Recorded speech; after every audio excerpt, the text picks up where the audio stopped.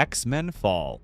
The Avengers Doomsday trailer opens with the Xavier School sign lying in the middle of the rubble. At first glance, it may seem like just another detail, but for any X-Men fan, that image already tells a huge story. For years, Xavier's school stood as a symbol of hope for mutants. It was where Charles Xavier welcomed young people rejected by society, taught them to control their powers, and tried to build a future where humans and mutants could coexist. Now, all that's left is a sign covered in dust and debris, a clear indication that the X-Mansion has been attacked.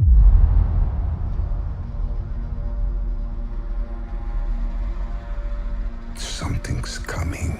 But there's one detail on that sign that many people may have missed. It displays the exact address of the mansion from the original X-Men films, confirming that this takes place in the same universe as the Fox movies. We're back in the very same universe where Charles Xavier, Cyclops, and Jean Grey are all still alive, thanks to Wolverine and the events of X-Men, Days of Future Past. Within Marvel's official multiverse, that universe has a designation, Earth 10,005. Years later, Deadpool and Wolverine revealed that this is also Deadpool's universe, and that Wolverine is what Marvel calls an anchor being, someone whose death causes an entire reality to begin collapsing. So when that universe's Wolverine died during the events of Logan, reality itself started falling apart, until Deadpool found a replacement to take over that role, the drunk Wolverine. In other words, this isn't just any universe being destroyed, it's Earth 10,005, alongside Earth 616, the main MCU timeline, and Earth 828, the Fantastic Four's universe. And that's exactly where the phenomenon behind all of this gets its name, an incursion. In the MCU, an incursion happens when two or more realities from the multiverse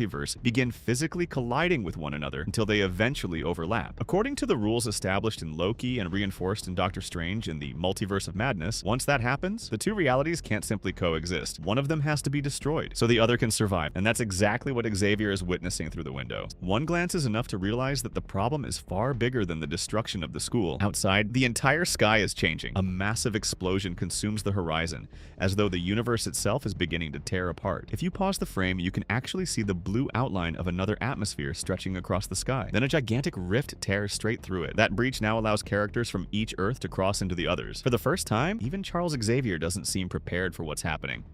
Dr. Doom.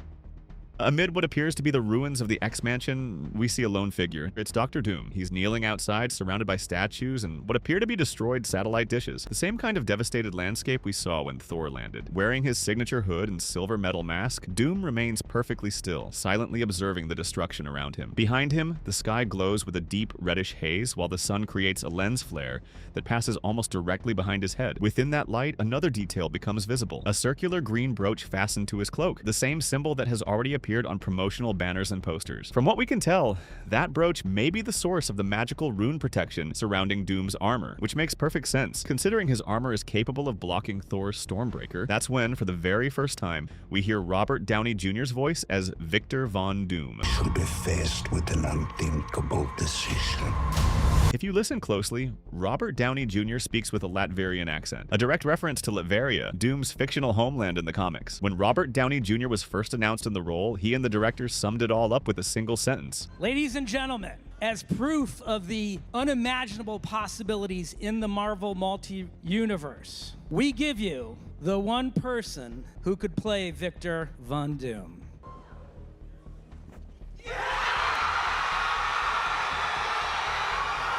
That's how RDJ revealed at San Diego Comic-Con 2024 that he'd be returning to the MCU, not as Tony Stark, but as Victor Von Doom. And it makes sense to think of Doom as a kind of Tony Stark from another universe, born under completely different circumstances, with a different name, but following a remarkably similar path, a genius driven by trauma, science, and an obsession with protecting the world in his own way. There's already one scene hinting at this more personal side of the villain. In the post-credit scene of Fantastic Four, First Steps, Doom is seen kneeling before Franklin Richards, Reed and Sue's young son. He's shown from behind, holding his mask in his hand, without saying a single word. The scene strongly suggests Doom has a very specific interest in Franklin and his powers, so there's a real possibility that Doom's family will play a role in the film. What we do know for certain is that actress Matilda Firth has officially joined the cast, initially listed only as Little Girl. And we also have Robert Downey Jr.'s own Instagram photo from the Doomsday set showing him in a fatherly role.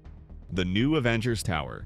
Next, the trailer takes us to the new Avengers Tower. The building has been renamed Watchtower, featuring a massive A across its facade in a design that pays homage to the classic 1960s Fantastic Four aesthetic. It's a symbol far larger than the original Avengers logo. This is where Marvel finally answers a mystery that fans have been debating ever since the Thunderbolts post-credit scene. The mysterious spacecraft that arrived on Earth was actually the Excelsior, the Fantastic Four's ship. Moments later, we see Thor arriving alongside the team, confirming that the God of Thunder has already met Reed Richards, Sue Storm, Johnny Storm, and Ben Grimm before the film's main events even begin. And there's another interesting detail here. Sam Wilson, now fully established as Captain America, is standing beside Bucky Barnes, the Winter Soldier, and Scott Lang, Ant-Man. All three of them stare ahead in complete disbelief. Judging by the hairstyle, that appears to be Steve Rogers, meaning the old allies are finally together again. But that's not the only important moment in this sequence. The trailer also brings together nearly the entire lineup of the new Avengers, the team formed after the events of Thunderbolts. On one side stand the new Avengers, John Walker, now wearing a beret instead of his helmet, Alexei Shostakov, the Red Guardian, still sporting the colorful suit covered in sponsorships, just like in the Thunderbolts post-credit scene, Yelena Belova, and Ava Star, Ghost. Then, almost hidden in the corner of the frame near the window, sits Bob Reynolds. The Sentry remains quiet, reserved, separated from everyone else. Bucky is also wearing the exact same costume seen at the end of Thunderbolts, reinforcing that this scene takes place shortly afterward, almost like a direct continuation. In the background, another screen displays 3 different planets, a visual confirmation that this incursion will involve 3 separate realities colliding simultaneously, rather than only 2, as we've usually seen in previous MCU events. And there's one more detail worth paying attention to. The empty spaces between several characters may not be accidental. Marvel has used this trick before. The final Doomsday teaser released in January deliberately hid several characters from view. It's the exact same strategy they used for Spider-Man No Way Home, when the studios kept all 3 Spider-Men out of the promotional material until the movie premiered. In other words, there's a very good chance there are still surprises hidden inside this very room. Characters Marvel is intentionally keeping out of the trailer, only to reveal them when the movie finally hits theaters.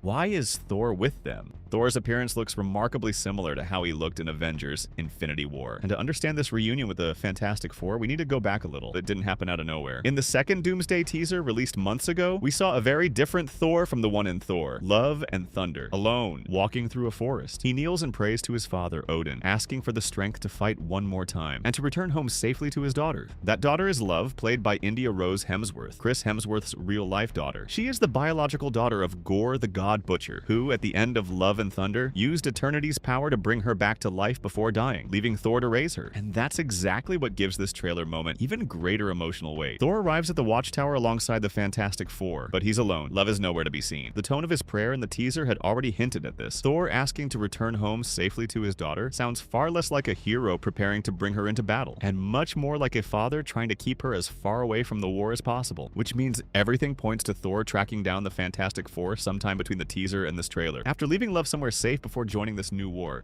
Wakanda. Next, the trailer takes us to Talokan. Namor sits upon a throne made, quite literally, from the jawbone of a megalodon, surrounded by runes inspired by Talokan's Mesoamerican roots. Standing before him are Shuri, fully suited up as the Black Panther, M'Baku, and Wakanda's warriors, surrounded by the blue-skinned soldiers of the Underwater Kingdom. Among them is also the Thing, Ben Grimm, confirming that this scene brings together not only Wakanda and Talokan, but the Fantastic Four as well. The reason everything looks so different from Black Panther, Wakanda Forever, is actually quite simple. This throne room, normally located deep beneath the Caribbean Sea, is now completely exposed to the open sky. An enormous wall of water surrounds the entire scene, as though some unimaginable force has literally drained the ocean itself. What caused this, the trailer doesn't reveal, but one thing is certain. Both kingdoms have maintained an uneasy truce ever since the ending of Wakanda Forever, and that uneasy alliance has even led to changes in their costumes. Namor now wears a new moisture suit, designed to keep his skin hydrated while he's out of the water, a direct response to the weakness Shuri exploited during their previous battle. Meanwhile, Shuri's updated Black Panther suit now features details reminiscent of Talokan's vibranium, suggesting these two kingdoms have exchanged far more than insults over the past few years. Thor in a ruined landscape. Next, we come to the scene where Thor streaks across the sky in a bolt of lightning before landing in the middle of the destruction. The landscape is absolutely devastated. Toppled statues, ruins everywhere. In the background, you can make out what appears to be the leg of a sentinel, a strong indication that this location is the X-Mansion itself, the very same place shown lying in ruins at the beginning of the trailer. Stormbreaker stands out in Thor's hands, glowing with the power of lightning, and in the distance, a lone figure watches everything unfold. It's Dr. Doom. This isn't their direct confrontation just yet. That comes later. For now, the trailer simply makes one thing clear. Thor has finally reached him. The X-Mansion explosion.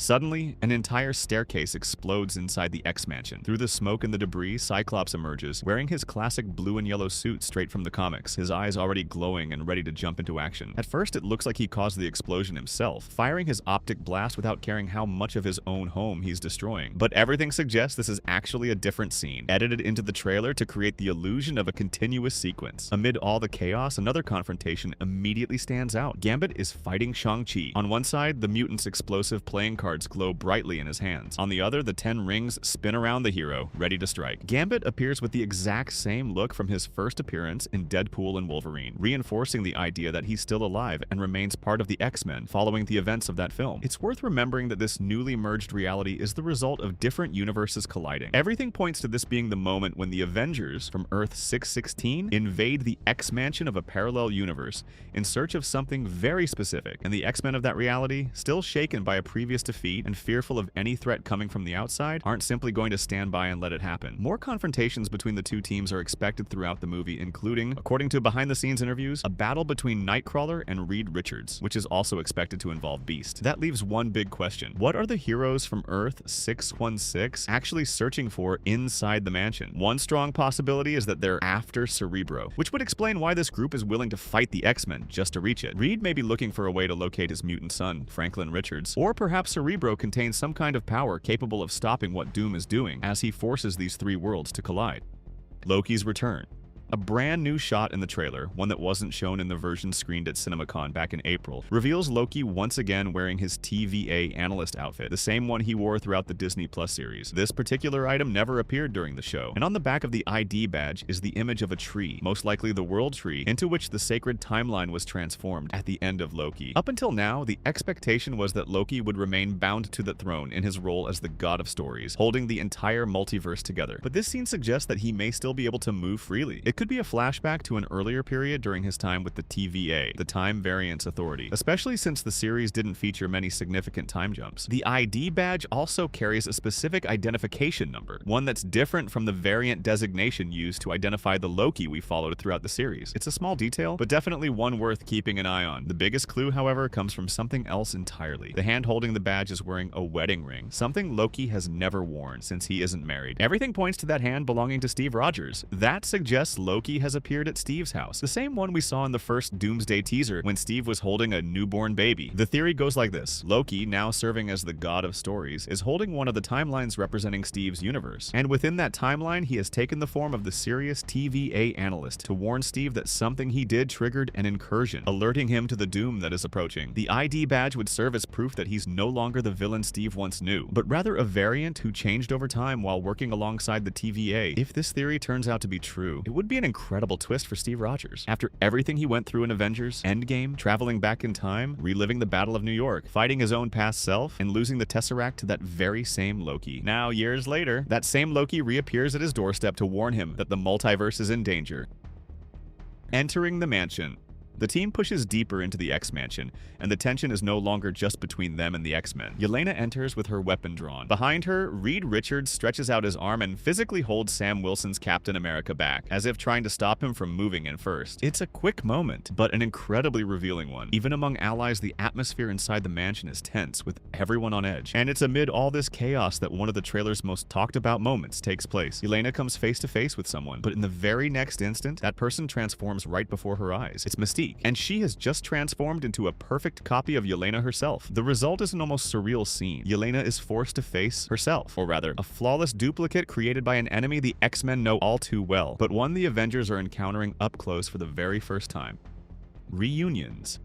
Amid all the explosions and multiversal threats, the trailer also makes room for some much more emotional moments. The first of them takes place between Charles Xavier and Magneto. The two are shown embracing each other, a moment that carries even more weight after everything they have been through over the course of the X-Men franchise. For years, they stood on opposite sides, constantly shifting between friendship, rivalry, and temporary alliances. Now, faced with a threat capable of putting entire universes at risk, it seems their old differences have been pushed aside. Another emotional moment shows Scott Lang saying goodbye to his daughter, Cassie Lang. Ant-Man is is seen kissing his daughter's forehead in a surprisingly intimate scene for a trailer on this scale. Although Marvel still hasn't revealed the context, seeing the two of them together could indicate that the movie still intends to deal with the consequences left behind by Ant-Man and the Wasp, Quantumania, especially everything involving Kang and the quantum realm. And the family moments don't stop there. We also see Johnny Storm embracing his sister, Sue Storm. At first glance, it looks like nothing more than a heartfelt moment between the two siblings, but many fans believe this scene was deliberately included in the trailer to make Johnny's fate later in the story hit even harder, assuming the adaptation follows elements from the comics involving Battleworld and Doctor Doom. Doom and Stormbreaker.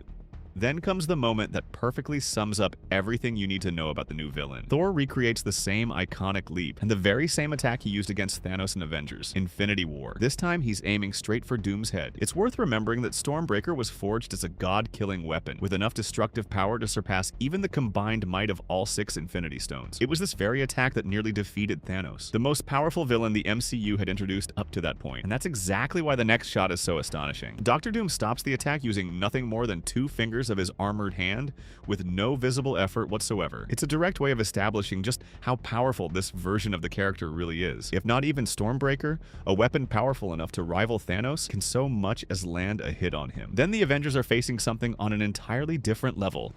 The gauntlet.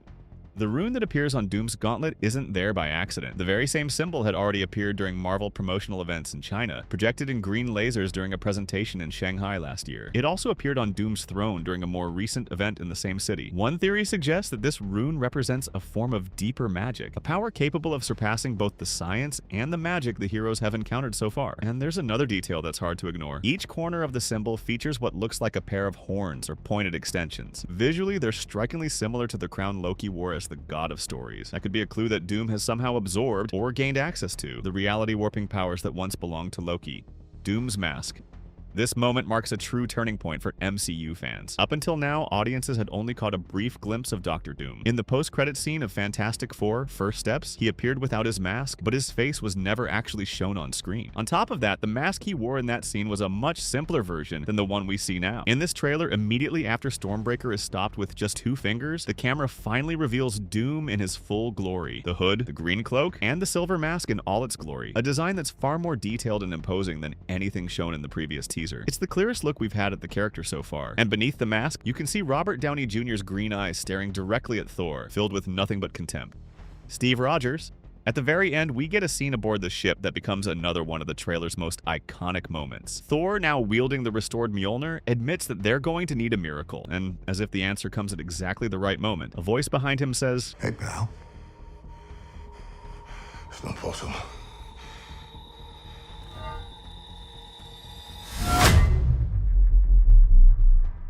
he's still worthy. The detail that makes everything fall into place is where this reunion happens. It takes place aboard the Fantastic Four's ship, the very same spacecraft we saw entering Earth's atmosphere at the end of Thunderbolts. That reinforces a theory fans have been convinced of for quite some time. Steve has been living on Earth 828, the Fantastic Four's universe, and he hitched a ride with them back to the main MCU timeline. Exactly how he got there, we still don't know. But one thing is clear, Captain America is back, and by all indications, he's right in the middle of the storm that's about to unfold. And if you look carefully into the background of the scene, you can also spot Johnny Storm, standing just behind Steve. Yet another confirmation that this sequence takes place aboard the Fantastic Four's ship, further reinforcing the connection between the two teams. Either way, one thing is certain. Captain America is back, and by all indications, he's right in the middle of the storm that's about to unfold. The poster. In addition to the trailer, Marvel also released the film's official poster, and it contains a major clue about Dr. Doom's psychology. In the artwork, Doom is shown staring at a massive tapestry, standing beside what appears to be a statue built in his honor. The tapestry depicts two figures in an almost celestial pose, floating above the earth, surrounded by angels. They appear to be a child and a woman. One theory suggests these figures represent Doom's mother, Cynthia. However, there's also the possibility that the movie reinterprets this relationship, portraying the woman as his wife instead. In the comics, there are even alternate timelines in which Doom has a daughter with Sue Storm named Valeria, which could be yet another visual clue hidden within the poster. The prominent placement of the Earth at the center of the composition also reinforces one of the character's defining traits, his obsession with creating a perfect Earth, a utopian protected world, Battleworld itself, a planet formed from the fragments of the three universes colliding throughout the film. Meanwhile, the idea that his mother, or perhaps his wife, is now among the angels could simply reflect the way Doom chooses to see his own tragedy. Because in the comics, Cynthia is actually trapped trapped in hell, under the control of the demon Mephisto. In other words, the poster may not be showing reality at all. It may be showing the reality that Doom wishes were true. And if you enjoyed this complete trailer breakdown, you'll probably enjoy our video every single scene that leads to Avengers Doomsday. Just click the video on your screen to watch it. I'll see you there.